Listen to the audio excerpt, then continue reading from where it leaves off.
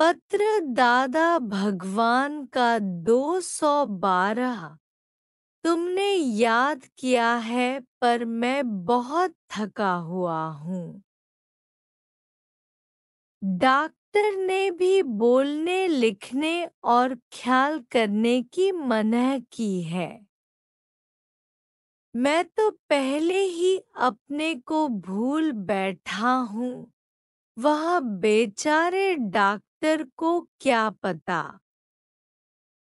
मेरा कुछ भी नहीं है, पर सब कुछ मैं ही हूँ, ऐसा समझने से अद्वैत हो गया। सब राम है तो मैं भी वही हूँ। One became many। तुम भी केवल यह पॉइंट दिल में अच्छी तरह समझो। अब जहाँ तहाँ मैं ही तो हूँ, तो अब काम या क्रोध, लोभ या मोह या अहंकार अपने ऊपर कैसे होगा। ये विकार तो सब द्वैत में होते हैं। दूसरों से दूसरा देखे तो दूसरे का बेटा। समता योग से अहमता, ममता और कर्ता सब नाश हो गए। Sameness and oneness।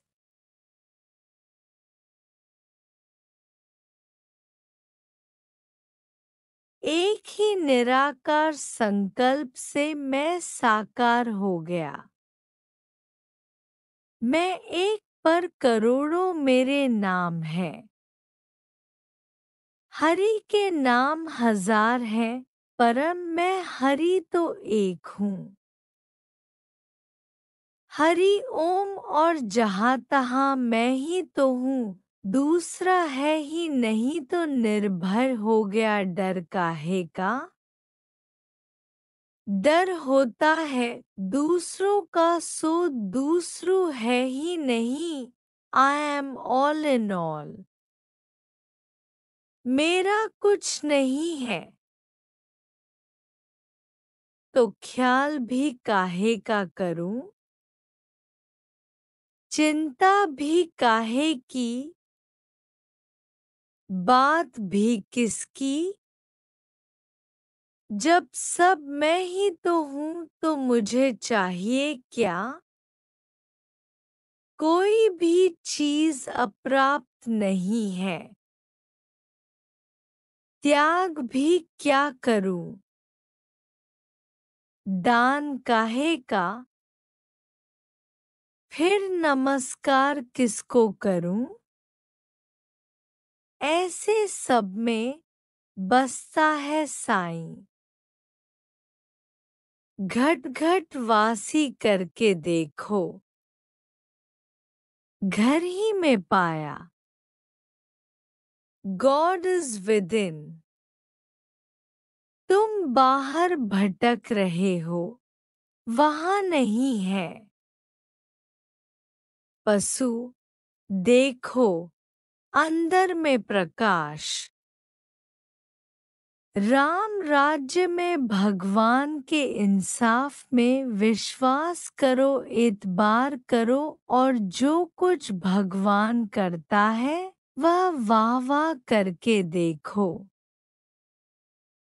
Adjust your will with the will of God. अब सभी कर्म निकम्मे साबित हुए हैं। 1000 बरस तो बड़े ने अच्छे अच्छे कर्म किए तो भी कोई मुक्त नहीं हुआ। करोड़ों में कोई, पर सत्कर्म तो सभी करते हैं। उन्हें ज्ञान नहीं हुआ इसलिए धिक्कार है उस कर्म को जिससे न होवे शांत। कर्मों से शांति नहीं मिलती। You can't buy bless. आया नंगा जाया नंगा। सब कुछ छोड़ जाना पड़ेगा क्योंकि पदार्थ सब अमानत है, भगवान के दिए हुए हैं, भगवान लेगा। मत करो किसी को प्यार, सब मतलब के हैं यार। आसक्ति नहीं रखनी है। वैराग्य और त्याग भावना से भोगेंगे भी, पर इस तरह मोह में नहीं फंसेंगे।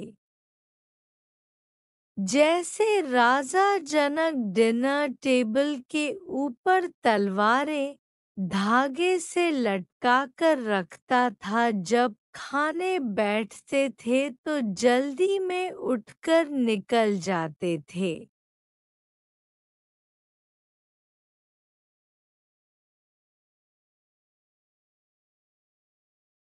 ऐसे सब मरने वाले हैं और पदार्थ सब नाशवंत है। फिर कुछ भी नहीं है, तो दिने दुख होया अन दिने राजी रहिया।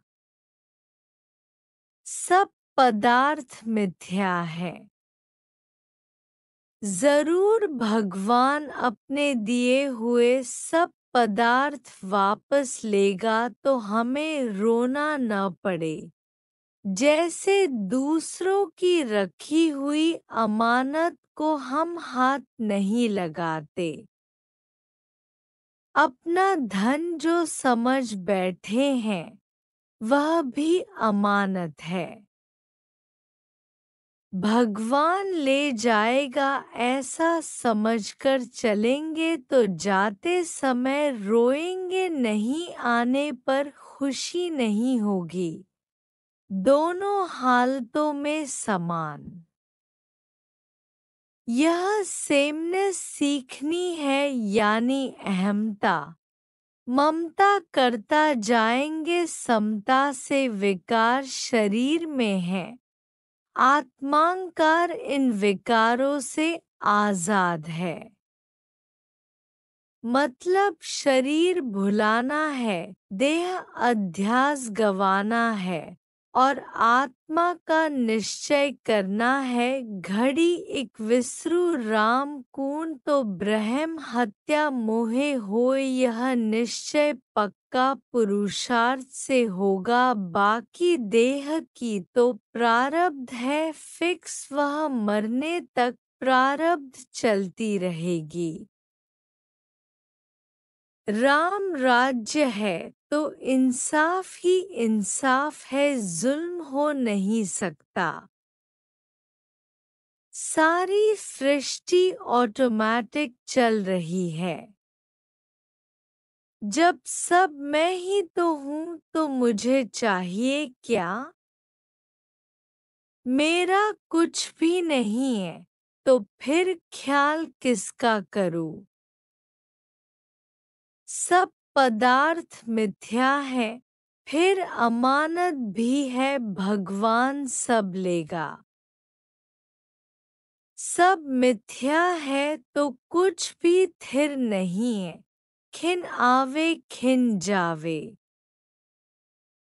पर धर्म से दूर हो जाओ, इंद्रियां अपने विषयों में वर्त रही हैं और मैं कुछ नहीं करता हूँ। जो जाने मैं कुछ करता, तब लग जन्म मरण में फिरता। मैं देह नहीं हूँ। देह अध्यास छोड़ना है। सब विकार देह में है, मैं निर्विकारी हुआ।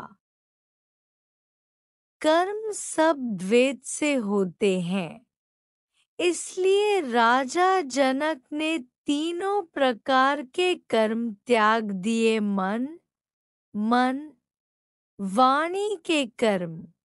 हमारा ज्ञान है अद्वैत, यानी सेमनेस एंड वननेस। अब नमस्कार किसको करें? धिक्कार है उस कर्म को जिससे न होवे शांत। कोटि कर्म बंधन के मूल।